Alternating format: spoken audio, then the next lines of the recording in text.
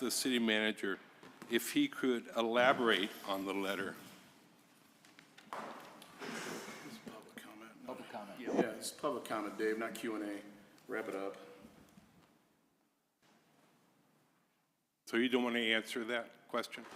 It's for public comment, not back and forth. Back and forth, I've heard questions and answers many times in this forum, many times. Today you're not. Questions asked by public and answers given by staff, but not tonight? Okay, thank you. All right, seeing nobody else in the public, we'll close that. Bring it down to council and staff comments. Todd, go ahead and start it off. Yeah, probably. So I have a list of comments. This is going to be truncated because I picked up the wrong yellow legal pad. So, first of all, we obviously had a big threat, in terms of a brush fire 2 weeks ago, and wanted to thank our fire department for the quick response, CAL FIRE, our adjacent agencies, as well as the Mount Shasta Police Department. They really got on this. They're really terrible conditions, location where we had south-facing winds, and it could have been a real tragedy, and it was averted. So thank you. Yes, thank you very much.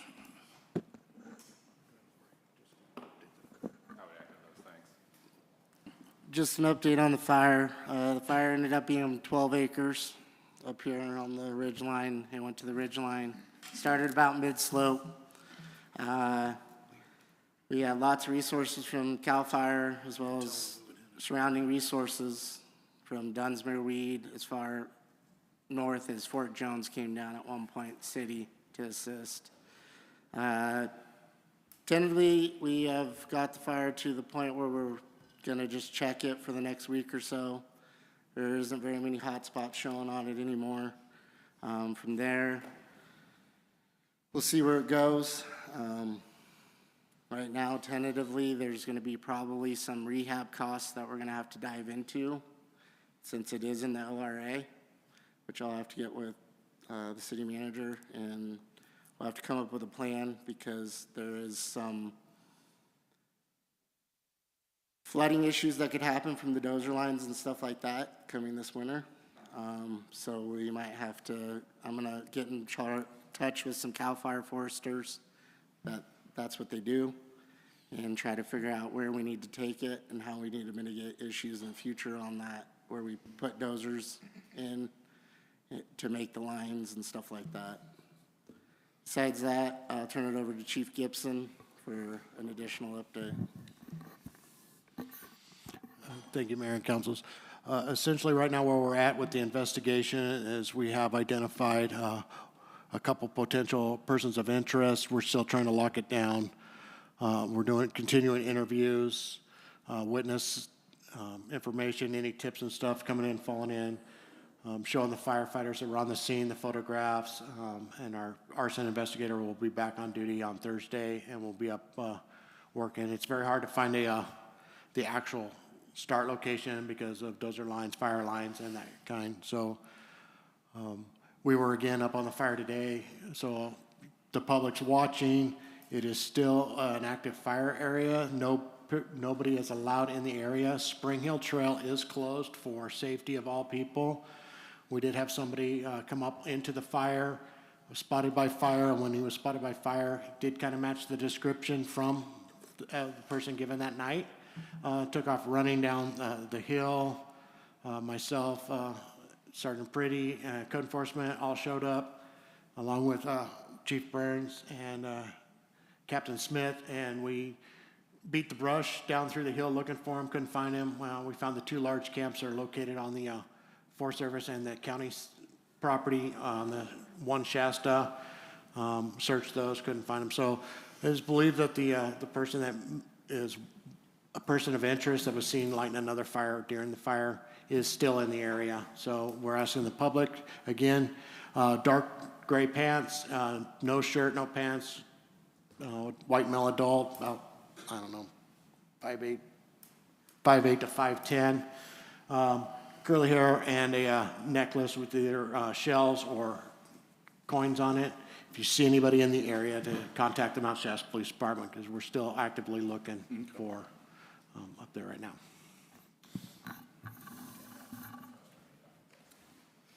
Okay, continuing on, there's a couple projects that you guys haven't heard about in a while. There's Safe Streets for All is wrapping up. They are here on a federal grant where they've identified locations where it's likely we're going to have or have had crashes. And there are conflict points between pedestrians, bicyclists, and vehicles, and they're going to be coming back with recommendations at these locations for policy fixes, potential signage fixes, and engineering fixes. Having this done, we'll have a catalog of projects that we can pick off as we can, and it also makes us, having this in place makes us eligible for engineering and construction for some of these things. Related to that, we have a state transportation grant to, design and, put together 20% drawings on active transportation improvements on Lake Street that we're hoping we can fold in with the Lake Street reconstruction. We've extended that time out, of construction so we can potentially fit these together. We held an open house, a public listening session at Theory, not last week, the week before, in the evening, and it was really well attended. Very surprised by the number of people that showed up. Great slideshow presentation, offered different, active transportation improvements. We had a lot of great comments, with a lot of it focused on what we're doing is very likely to significantly slow speeding on Lake Street, and that's moving towards a completion too. So I was really happy at the number of people that showed up. I was surprised. WBC Campaigns is working on draft survey instrument. We fine-tune this for a proposed sales tax measure, and we'll see where people are in the community on funding police and fire, especially with our budget cuts. So hopefully we can get that out, and we'll see, what sensitivity testing tells us about the community and the appetite for that sales tax increase. On the landing, two things. The one thing we're waiting on for HCD to consider the Surplus Land Act. Oh, Jesus, really? Thank you. It's gonna be a long meeting. It's going to be a really long meeting. Do you have stock in that stuff? No, I should. The Department of Toxic Substances Control needs to sign off on the land use covenant. They've been part of this process with the landing, and it's been impossible to get this out of them. I had to get our state congressional reps in there to get this moved. They then, the next day, had documents sent out to me, signed those last week. Now the person that needs to sign it's on vacation. That, of course, and that's we're trying to get moving. But that is going to help us on our way with surplus land. In the meantime, we can't sign an agreement with any potential developer until we get the go-ahead. We've met the requirements of the SLA, but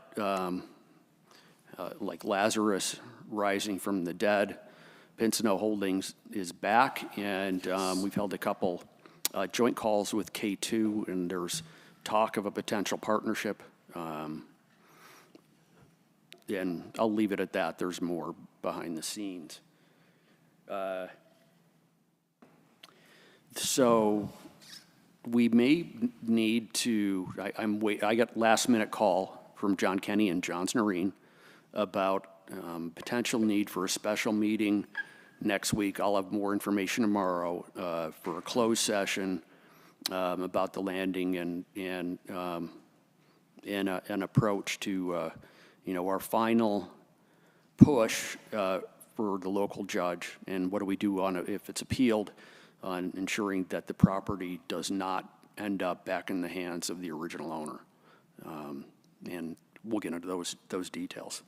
And I'm not going to go through this pile, but I'm sure I've got more comments. Or the hospital? I'm sorry, for the old hospital, sorry. Okay.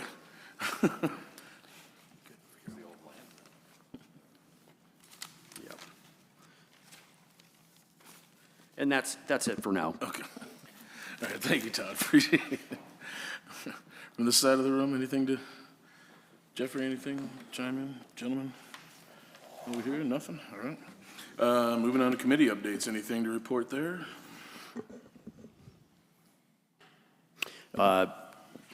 We've got a special DEC committee meeting tomorrow morning. And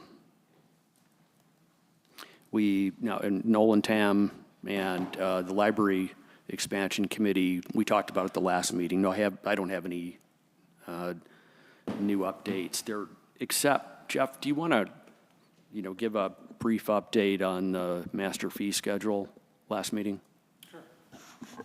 So one more meeting down since I was addressing this topic last time. We've got worksheets out to all department heads to update all of our current fees on our fee schedule, and then add items which we're not capturing fees on. So you'll see probably an update at our second meeting in June. Our next subcommittee or ad hoc committee meeting will be on June 11th. So more updates after that. With the potential, if, and I don't know if this is possible, Mayor Redmond and Councilman Globman, but if we were able to hold that next ad hoc committee a little bit early, we might be able to hit June 9th, but it's up to you guys. We're still trying to do June 9th, that one? Well, it's possible we could do June 9th if we moved our ad hoc from the 11th up a little bit, but if you're not in a hurry, we could do the second meeting in June. I'm flexible for the 4th or the 11th. That's not an issue. Okay. So, I can take a look and see. okay. Okay. I'm probably flexible. Okay. Anybody? Sorry, yes, so that's it on that. All right. All right, we'll move on to the consent agenda. City manager recommends approval of the following consent agenda items. All resolutions and ordinances on this agenda or added hereto shall be introduced or adopted as applicable by title only, and the full reading thereof is hereby waived. A, approval of minutes for May 12th, 2025 regular meeting. B, approval of disbursements, accounts payable of May 7th of 25 and May 16th of 25. Total gross payroll and taxes for the period ending May 15th of 25. C, monthly investment report. D, ceding lead agency authority to Spring Hill Mine. Do we have a motion? Move to approve consent agenda items A through D by title only. Second. All those in favor? Aye. Opposed? None? All right. Moving on to number 8, combination of gas tax funds. And Melissa, you have the floor. Thank you, Mayor and City Council members. Again, this is just another opportunity I'm taking to combine funds or closed funds. Annually, we do a transportation report to the state. Me being new last year, that was done by our auditor on our behalf. And he recommended, as well as a discussion with Ken, the Public Works Director, that we could combine those funds, and instead of having specific funds for each line item, we could just have separate line items, which we already have. So I could very easily just combine those funds into one fund. That's my request. Any questions? No? All right. Open it up to public comment. Seeing none, we'll bring it back. Do we got a motion then?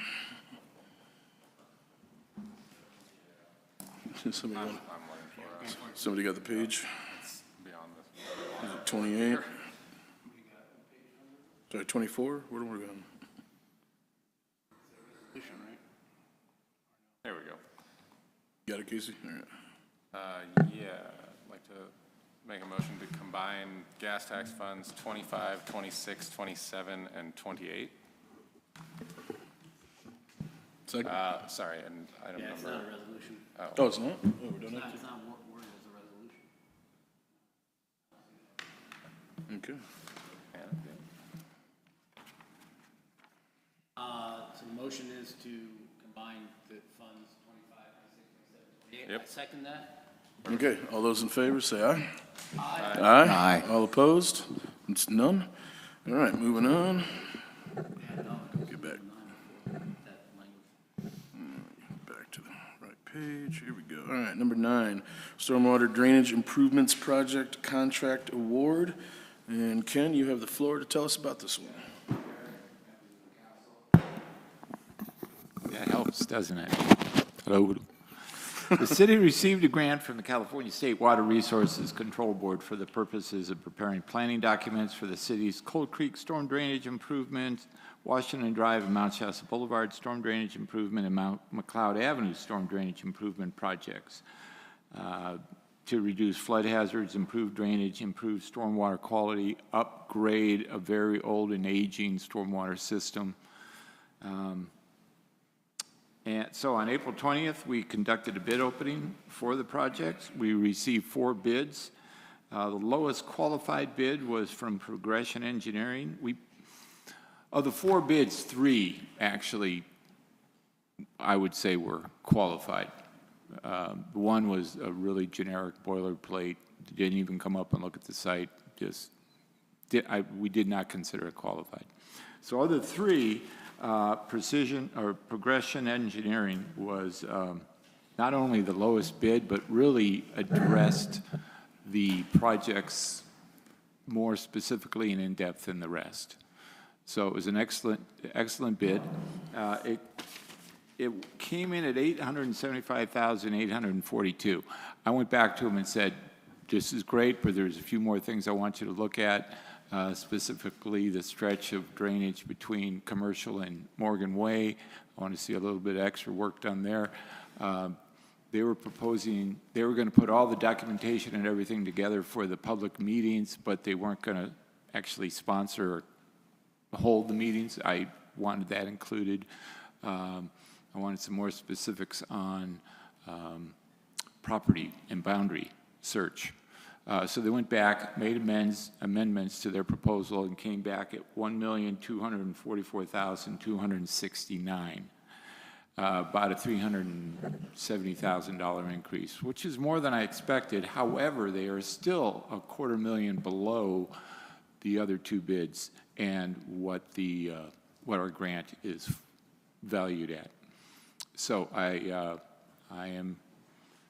I'm recommending the council approve a contract with Progression Engineering for the planning and design of the stormwater drainage improvement projects contingent upon funding from the California Water Resources Control Board.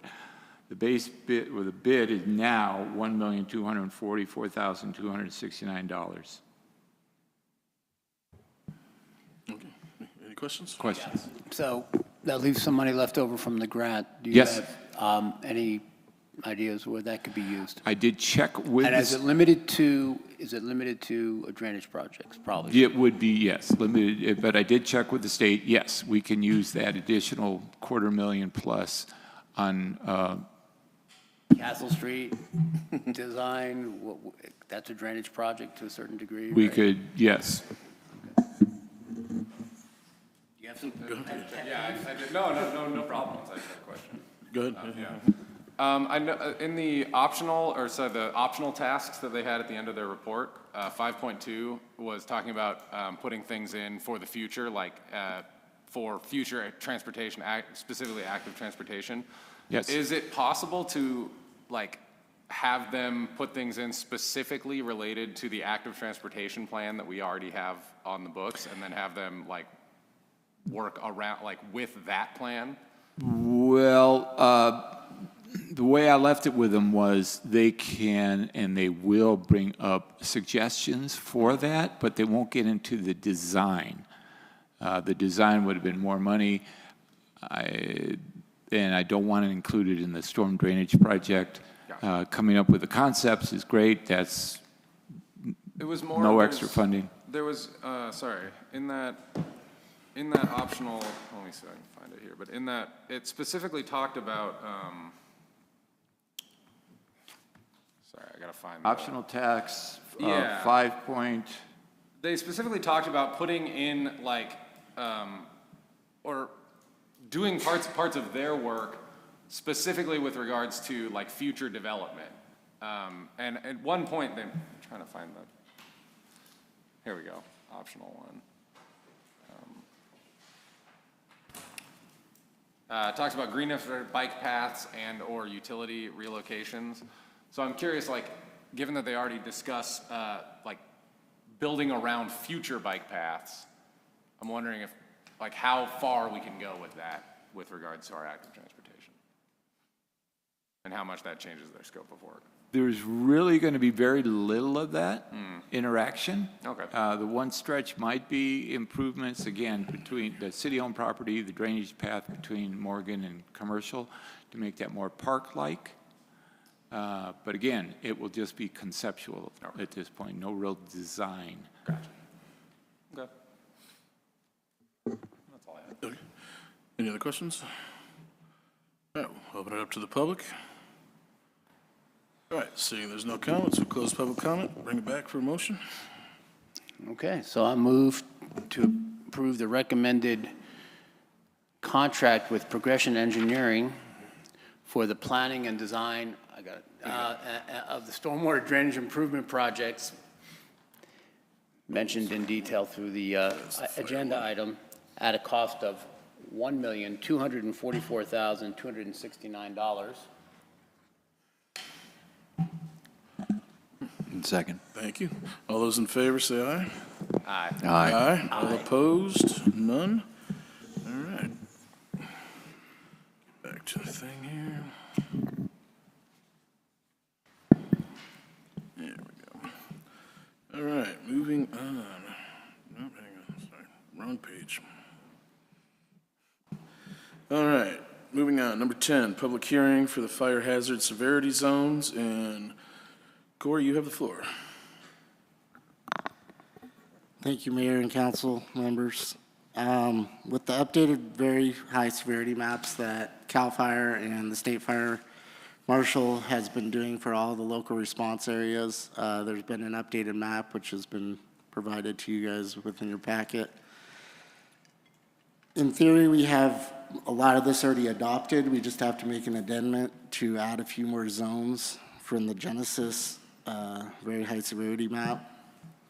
With that, it's that we amend the Mount Shasta Municipal Code 7.60 to comply with the California Government Code of the 51179, which states we need to adopt this within 120 days of them putting out the updated maps. With that, it's just add a few zones, which are listed A through N, which includes pretty much the whole city at this point for very high severity. There's a few sections that fall within high still, down on the southwesterly side of the city limits. With that,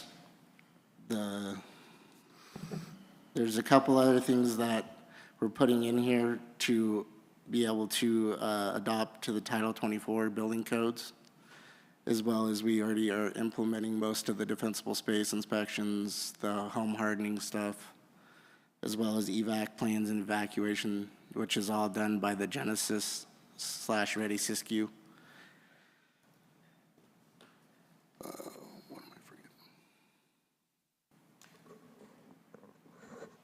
I can take part of this and then we can turn it over to Jeff, if that's okay. Yeah. So the point of all this is first that 120 days where we adopt the new zones in the map. And then we need to amend the municipal code to show that we've essentially adopted the wildfire prevention and community hardening strategy, which lists a bunch of things, and we've substantially met the requirements for all those. And by getting this amendment done, it you know, allows us, because right now, without the adoption of this, in these new zones, we're not allowed to permit any new housing, any new development. And so by getting this, you know, this all adopted, we can do, you know, not that there's a giant rush right now, but we can get back to, you know, being able to allow people to build.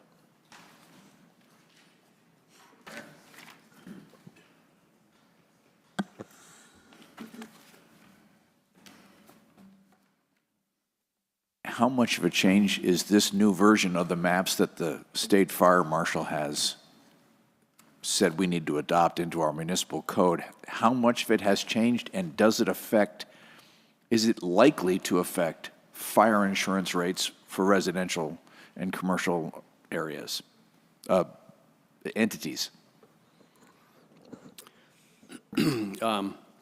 So the zones that were added, you know, basically our Main Street, all of our commercial areas on our Main Street, and some additional areas have been added. You know, there's no directive from the state on what happens with insurance in these areas, but with the number of folks that have been dropped, that have been in very high fire danger areas, to continue insurance, I would imagine is likely to increase. But I don't know. That's up to the individual insurance companies. At least we can still get it, right? Is there any opportunity for us to mitigate some elements of the fire marshal, the state fire marshal's diagnosis of the level of severity here, such that if we meet them, we get a better or lower rating, which translates to lower insurance premiums? And Corey, you're shaking your head no. So under that California legislative information, which I have here, which I can give you guys a copy, it lists that the only thing we can do is make it more strenuous. We cannot lessen what they designate as very high. Is there higher than? No. So we're at the top and we can't back We're up? at the top. I mean, pretty much every community in Siskiyou County, besides some of Wairika City, has been put to a very high severity zone. And they've done a bunch of fuel model tests through computer simulation. And it's not just the wildfire aspect, it's also if we have a structure fire in the wrong time of year and how it could spread to the wineland or to adjacent structures, and just the sure fuel loading in the area doesn't prevail to, have it less.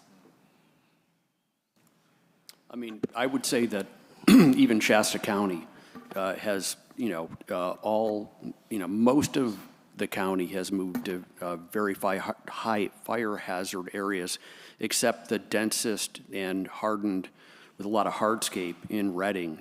So it's just, yeah. Go ahead, Casey. So I get that we probably won't be able to reduce our severity there. However, but in terms of being able to at least approve new buildings, if people do want to come in and build stuff, of these 5 listed elements, are there ones that we're lacking in, or which of those 5 does the city have already in place? Do we need to do? So the city we've implemented the structure hardening dynamic to any new building, which is something, and I know I had personnel go to a conference in Los Angeles last week for some of this, and they went over that most areas are not gonna require existing to come up to the full code right away, because there's the new standard of nothing flammable within 5 feet of any building.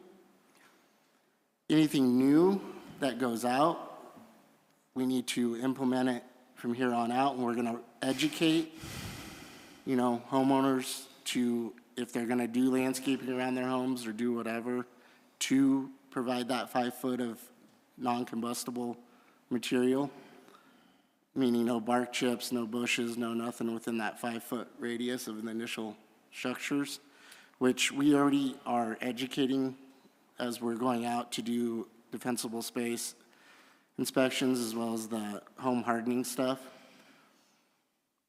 So that's in play already. To make people revert, if their house has been there 30 years, you're gonna have a lot of people that are just gonna not comply. In theory, it'll go back to their insurance. In a way, if the insurance company decides that they want that, they might have to do it if they want to continue to have some kind of insurance. The emergency response plans, they're developed within the CADs and the dispatch plans and through our command center. The evacuation plans are all through the Genesis program and the Ready Siskiyou, which we implemented one the other night with an evacuation warning for this one section right over here, just because that was the immediate threat the other night. And then the rest of it is going to be, you know, with the flood and land and air quality stuff, there might be some development plans to come that we'll implement with ordinances or whatever once we get some more information, which Jeff has a lot of information on the building side on the reasoning we need to have the Title 24 regulations within this municipal code to be able to move forward with that, you know, the building and the plan development and all that. 2, 3, and 4 are probably in the 90 percentile of response, and 1 and 5 are probably half complete. Okay. Number 5 folds into the county, the joint jurisdiction local hazard mitigation plan, which touches on landslides, air quality, and flood-related issues, as well as wildfire. That is in a draft stage, which will come your way probably second meeting in June or early July. Okay. Any more questions?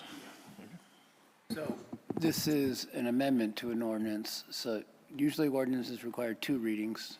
First one, we do a regular agenda item, and then the second one is part of a consent agenda. Is that the same with this, or? Yeah, this is the first reading. All right, if there's no more questions, we'll open up to public comment. Joanna, are you coming up? Okay. Just, I know you're about to start. Good evening, Johanna Altwerfer, Mount Shasta. So, Jeff, thank you. I had a lot of the same questions you did. I'm like, I didn't really understand from the reading of the agenda item what exactly was mandated by the state fire marshal, I think it is. And I just see this as we're going to have a problem with our insurance, which you pointed out. And if this does go through, I mean, are people going to want to build here if they can't get insurance? I mean, is this like the cart before the horse thing again? I mean, are we, you know, it's like a shell game. And I'm in MTS 6141, and I can tell you, it's not a high fire danger. I'm surrounded by wetlands on 2 sides, an extra wide street in front of me, and 1 building to my other side. And that whole area with the hospital, there's not a lot of vegetation there. So I'm not really sure how we get that to be a very high fire danger. So I'm a little confused by some of this and who made these decisions to make these high fire danger, because insurance, even without this, is already getting rid of people. And this is just gonna add fuel to the fire, no pun intended. But anyway, what I do think we still need though for emergencies is I still think we need a siren for Mount Shasta. And even if it's just downtown or a couple locations, but we need a siren because not everybody has their cell phones on hand and cell towers go down during emergencies. as we all know, like with Paradise, some of the other large fires. So I think to give everyone a fair chance to use those evacuation routes, I think a siren would be a great way to go. And there's different rings and tones and things that you can, different patterns that you can do in order to designate, is it a fire, is it an avalanche, is it a volcanic eruption, landslide, whatever. So anyway,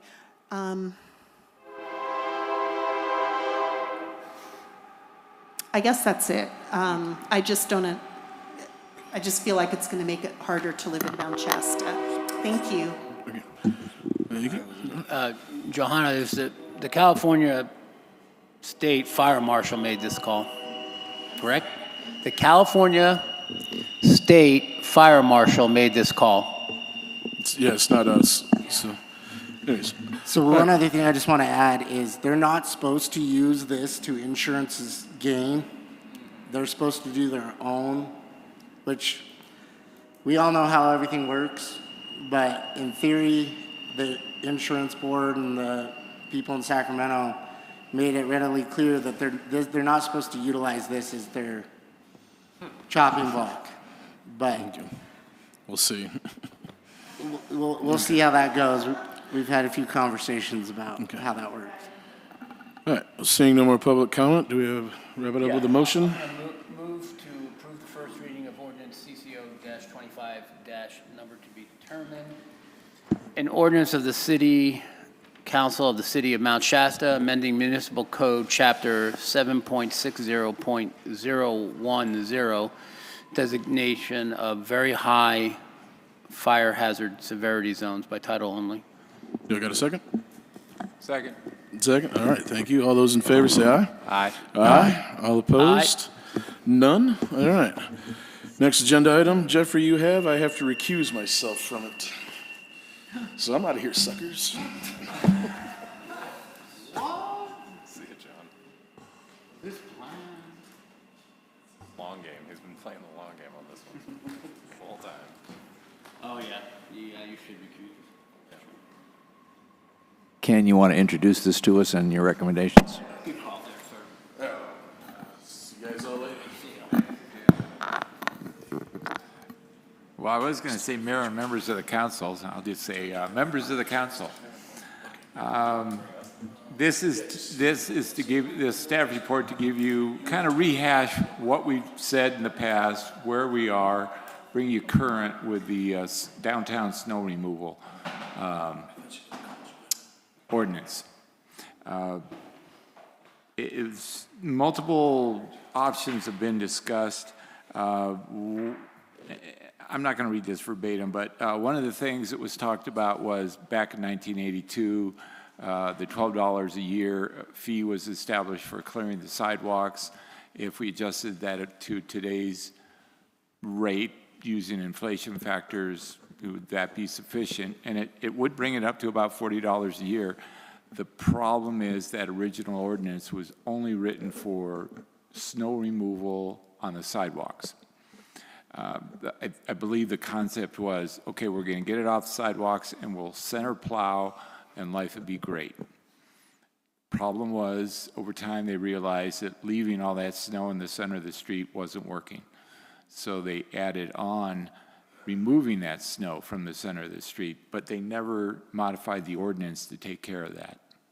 So I don't think it's feasible for us just to, and that ordinance did have the option of the council upping the rates as time went on to account for increased costs. But it didn't. Actually, can I add to that Go ahead. piece? All right, so the original snow removal ordinance for the downtown area was obviously for businesses. It was passed in 1982. The removal rate was $12, and with inflation, it brings us to $40. That is only for that snow removal on sidewalks. And as Ken mentioned, there is no mechanism in that original ordinance to recover for snow that's plowed to the center and then hauled off to the landing. But under ordinance 406, it permits council to adjust the yearly fee via resolution on the sidewalk and recover actual costs. We can do that directly, provided that the downtown businesses, we're doing this as cost recovery for an economic benefit. But we can only do that for businesses and not for the residents in the downtown area. So we're able to add this, with council direction. And I'm sorry, Ken, you want to talk about your proposal? If we were going to charge for center plowing and removal to the landing and capping those fees at a specific rate. Yeah, going back to what John Kenny had said, we can charge, without going to a vote, we can go ahead and charge the downtown businesses for sidewalk snow removal and removing the snow from the center of the street. But we can only bill the businesses, and it's going to be for actual cost. We can't set a yearly fee, and even if it's a good average over the last 20 years, it's got to be for actual cost. I included Exhibit B here because there was some consternation and angst with, I had 2 years, one where we had a really heavy snowfall, and the following year where it was fairly light. The really heavy snowfall worked out to 0.27, 27 cents a square foot. Businesses like the fifth season, that ended up being over $1,000. And there was some definitely, people were bothered by that. So I'm saying we still go forward with that model of reducing or recovering actual costs, but we'll put a cap on it. This is just a suggestion. Instead of whatever the actual cost is that 1 year, it was $0.27. Let's put it somewhere like 0.15 or 0.2. Even if costs go over that, we will not bill for that. And to add to that, we have to charge for actual cost. We can't charge a flat rate, but the way to get around that is to say that this is the maximum we are going to charge. Yeah. To the chair. And two things. One, that heavy year we had, 22, 23, it's an unusual year. I don't see that happening very often, every 20 years maybe. But if it does exceed our cap, that expense is able to be covered with gas tax. So the city wouldn't suffer too greatly. In this, I have a question on so I'm looking at the winter of 2023, 24, the lower snow year there. Right. And of the 4 example businesses, 3 of them are significantly under like the inflation adjusted rate today, which would be $40. So if we think that that's more towards the norm than this 22, 23, are we, when we're talking about only being able to do to recover actual costs, is there something that requires us to do it within that year? Or can it be spread out over multiple years in order to then we're not hitting anybody that hard, but on lower years? It has to be within that fiscal year. Okay. Any other questions?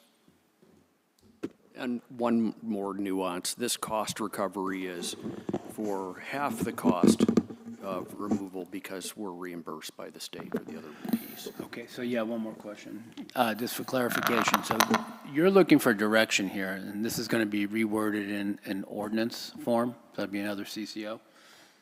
So we should come to, because I want to get that ad hoc committee ended too, soon. All right, so thank you.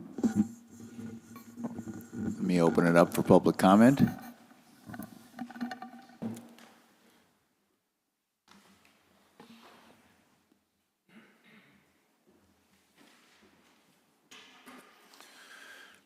I am David Allen Reed, Mount Shasta. In the staff report, under background, it is stated businesses in the district pay $12 a year to have sidewalks cleared as per 1982 Ordinance 406. There is no mention of a $12 fee in 406. All businesses in the district do not pay this fee, presumably, since their sidewalks are not cleared. If this ordinance is to be your guiding light, please note sections 4 and 10, quote, "Any person violating any of the provisions shall be guilty of a misdemeanor punished by a fine not to exceed $50 or by imprisonment of not exceeding 10 days, end quote. So you really want to throw people in jail for improper snow plowing?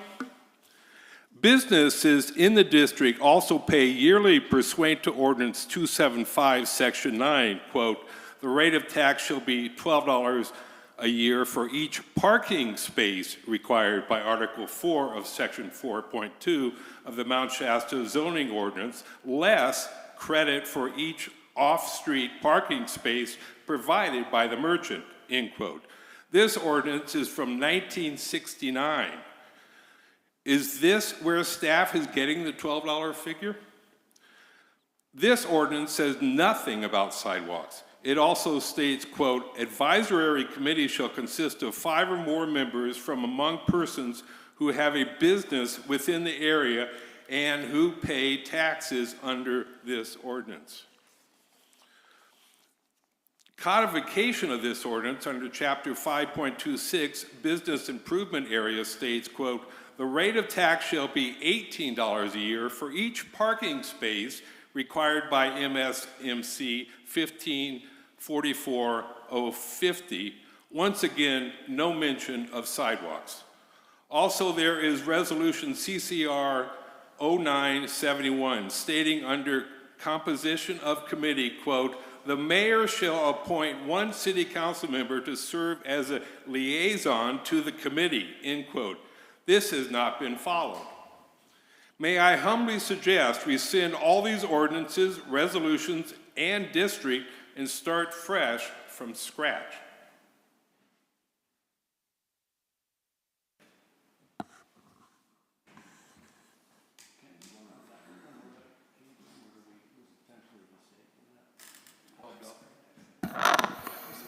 Back to $12, I'll have to research that a little further to see exactly where that came from.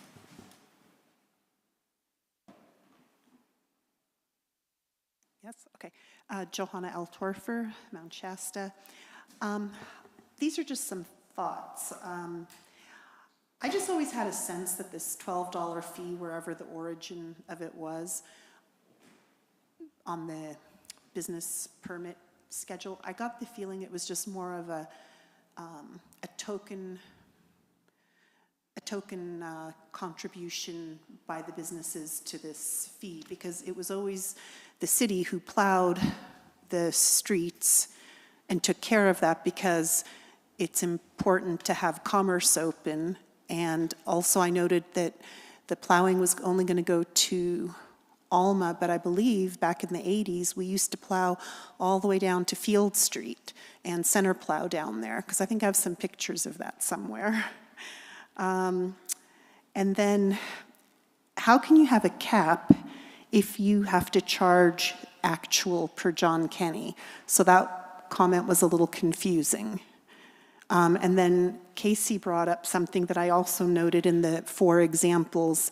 You know, 3 of the examples were actually less than the $12 currently being charged, which kind of doesn't make any sense. And then, like, where would ACE be on all of this? Because they're a huge member of our downtown. And then I still think, I think the 100% per parcel should be based on sidewalk square footage, and then take that as the total 100% for that parcel, and then take that, and then you can subdivide it out to the businesses, because I understand from Ken, you have to charge the businesses. But it seems to me that the starting point for those businesses on that parcel would be the actual square footage of the sidewalk.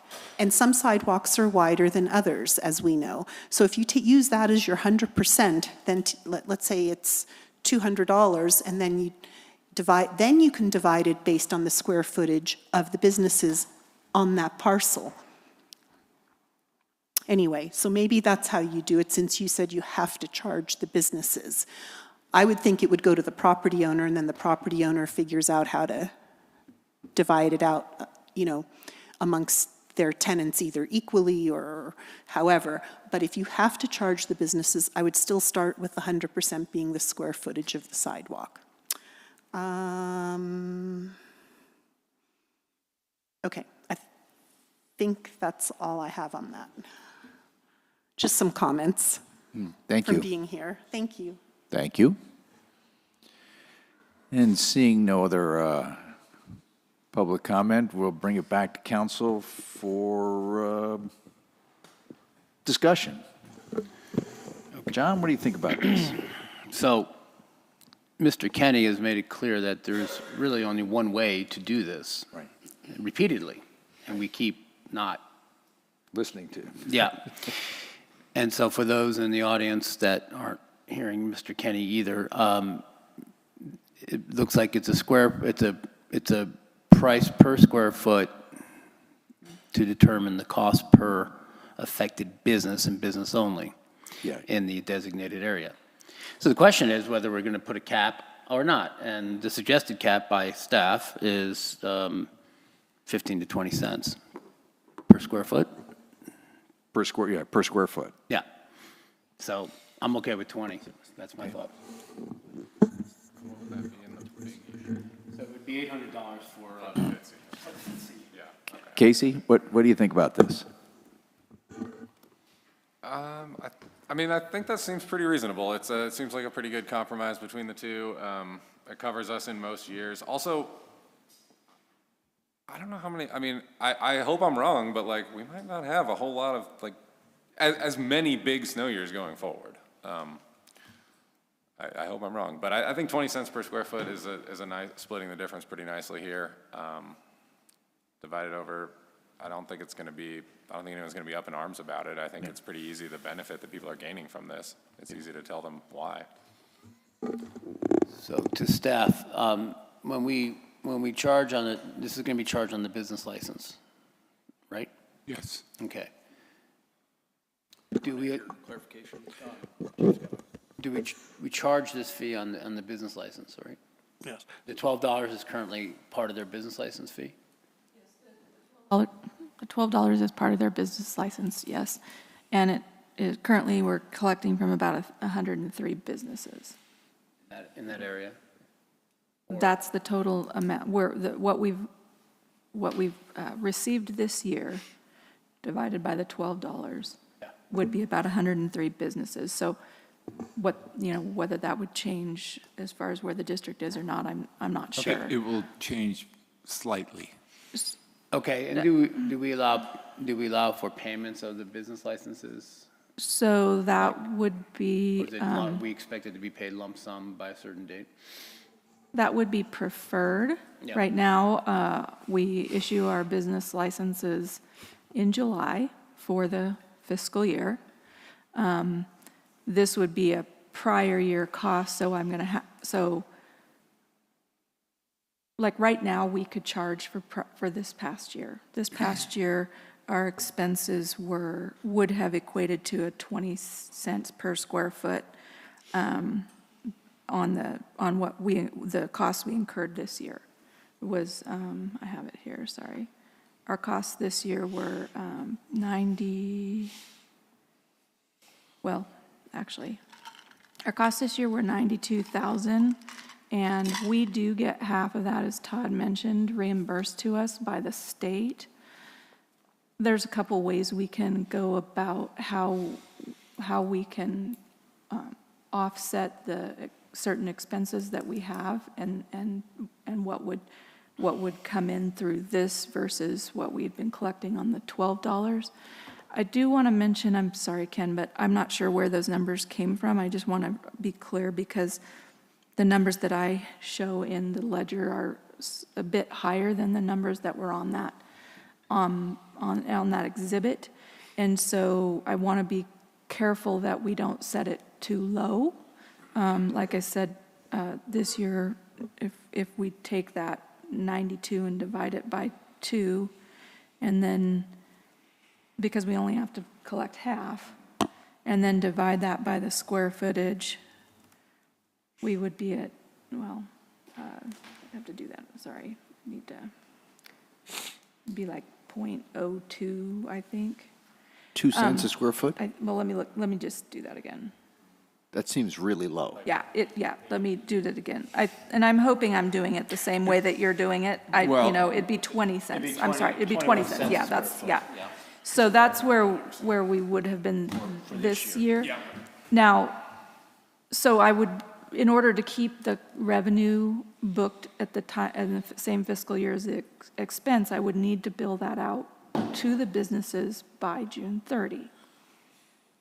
They could have till July to pay, but I do need to book that revenue in the same year as the expenses were incurred. The other thing I might ask is if we set a flat fee as we're proposing with a cap, I'd encourage us to write in an escalator because costs don't go typically down.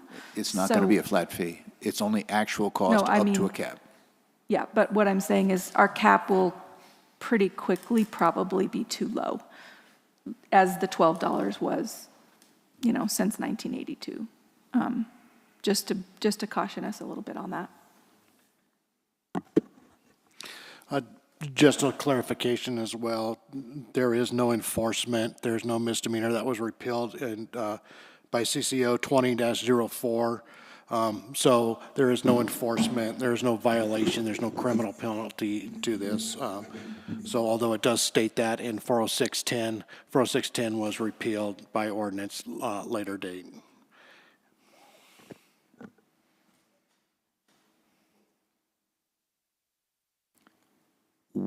Do I hear a motion? Or any other questions? All right, I'm going to suggest we give staff direction with respect to this issue such that the suggested cap of 20 cents, 15 to 20 cents, be 20 cents for the purposes of collecting the snow plowing fees related to this district, and come back with an ordinance for 2 readings as normal procedure, with all these minutia mentioned here in that ordinance and amendments to the, to the existing ordinances as appropriate. I actually did have one more question. Sorry, I apologize. Oh, it's okay, yeah. Ask Yeah, I got a question for you. Casey? Probably for Ken. Casey? That's my suggestion / direction, And Casey? and we'll wait for a second. I'm in favor of that. My question won't change that. It's just, when we were first discussing this, you had mentioned that, maybe this was a few years ago, but a bunch of businesses on the South Mount Shasta Boulevard had inquired about getting their sidewalks cleared, and then when you told them, and they were initially looking at like that flat fee of $12, and they're like, oh, that sounds great. And I believe you said, no, it'll have to be the actual cost. And then when they were presented with that, they were like, nah, I'm good on that. So if we change this to an actual cost recovery model here as we're proposing, are we going to would we offer that to those other businesses, or is this still just only the downtown businesses? So the downtown district that the regional ordinance applies to, it's defined. Yeah. And when we looked at South Mount Shasta businesses, we actually went out for a vote. So the only place this can change is in that defined downtown district. And, when we looked at South Mount Shasta Boulevard and recovering actual costs, went out for that vote. Because the density and few businesses along that entire stretch, it just was too heavy a burden for the folks. Got it. Down there, so it's yeah. Understood. So the square footage for Mount Shasta Inn combined with Strawberry Inn would be crushing. Right. He wouldn't be, Okay. Makes sense. that's a huge square footage. And gentlemen, as this is a guidance kind of agenda item. Melissa, you mentioned that this would be part of the business license, which has to be paid all at once. Is there, between you and the city manager, is there any opportunity to take the snow removal portion of the business license fee and split that in half? Half due when the business license fee is due and half due 6 months later? I mean, does that become a billing nightmare, or is? Accounts receivable nightmare. Yeah. We've got to close out the books. We need to be able to clock the expenses from that year. So pushing out. And Go ahead. I'm not sure that we won't have to do a separate bill, right? So that's something we're going to have to investigate, because what we send to them for July's business license, even though they get it in June, they pay it in July, it's for that whole fiscal year. Right. And keep in mind, that fee as well needs to be looked at, because it's quite low. Yeah, right. Just putting that out there as well. So I think we need to look at, okay, do we even need to wait till the business license? I mean, I don't think there's any reason why, once we think snow removal is over, that we can then just do this calculation. And there would be one potential risk factor, which would be that if we reported something to the state and for some reason they didn't reimburse us the half. I did have a conversation with Charlie, our auditor, about this, and he had some good input as to how that half thing works, because I haven't done that yet. So we would just need to have that conversation. If we build them at the end of the snow removal season, which I don't know, what is that, April, probably? April 1st, say, then they would have that bill which is catching them for their snow removal, and then they would have 2-3 months before they would have their business license due. How would you communicate what the snow removal bill amount was to businesses?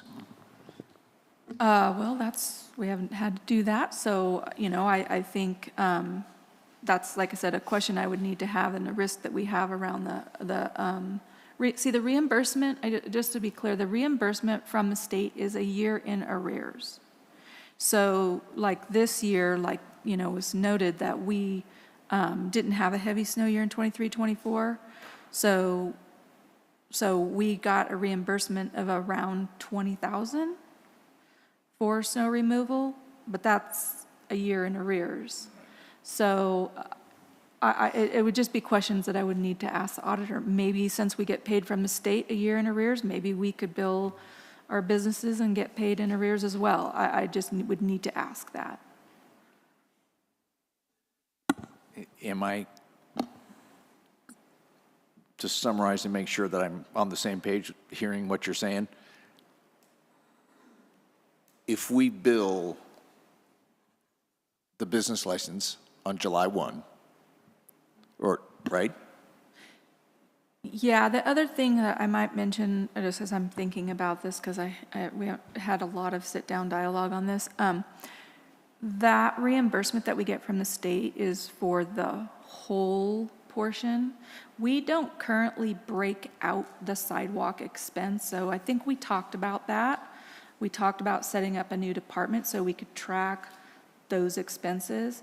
But as Ken mentioned, that's not the big expense. The big expense is us hiring contractors to remove the snow from the middle. And so I think we need to be careful about understanding how we're going to track that. Are we putting all of that expense on all of snow removal? No, it's snow removal in the district. So these numbers are going to be different. Right, as far as I know, haven't done that analysis. But maybe we have. We have, but Okay. I need to sit down and go over my numbers with you. Okay. Went over them with Jody and Muriel. It's been a while ago. Okay. I honestly use more businesses. You said we had 103 business license, and I definitely used a larger number. I didn't bring my Okay. 2 fat folders with all the calcs, but we can go over that. The numbers, I'm sure, will fluctuate a little bit. Okay, so more points of clarification. All those details obviously have to be worked out as far as bringing some to council. And then the timing on when they get billed, these details matter a lot. So we have only $3,000 for 23-24, and so it was a really light snow year for this part of the snow removal. So cost. And so how you get to the actual cost for the district is important. And will certainly make a big difference to people that are paying the bills. So I don't think you guys are gonna have this ready in time to retroactively bill people for this previous year, right? They're still just gonna pay the $12 for this past year. Well, they've Am I paid mistaken in the- thinking that? We can't, we can't charge it until the ordinance is passed, so it would be looking into next year. It's really getting it ready for next For year. next year, okay. And I think one thing we might need to investigate about that is if we're going to, we're going to do something, right, in 25, 26 now it is, probably we should consider sunsetting or something, that $12, so that we don't send that out on their bill for July, and then know that we have that open item for the 25, 26. Sorry, is that $12 paid in advance, or with the bill that goes out, is that for the prior year that just happened, though? So there's a variety of fees that are charged at the time they renew their business license. Oh, okay. So it's it would be collected, the coming year. yeah. Okay, so.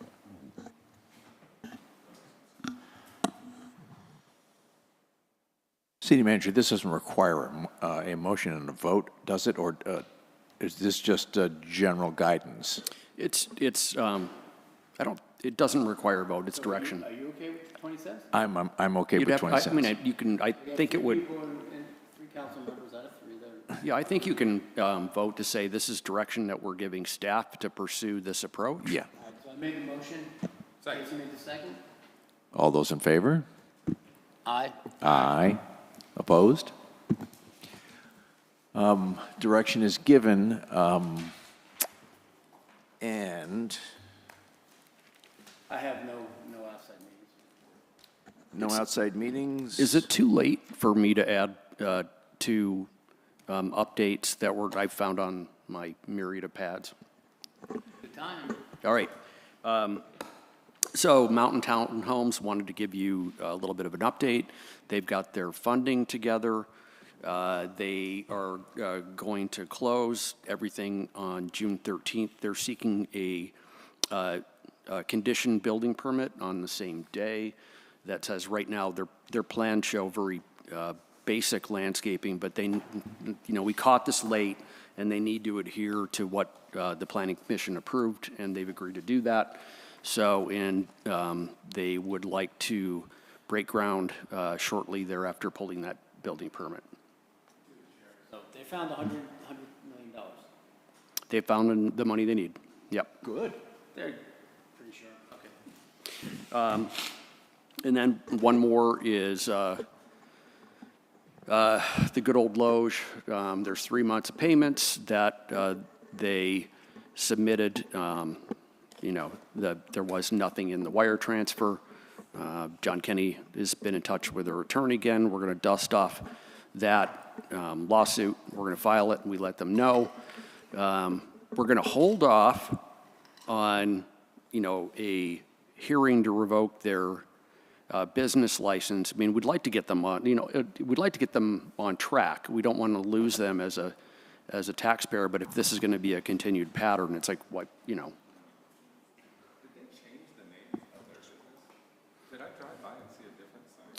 I didn't, huh. Are you talking about one of the other economy hotels on, there is a couple motel name changes, yes, but not that.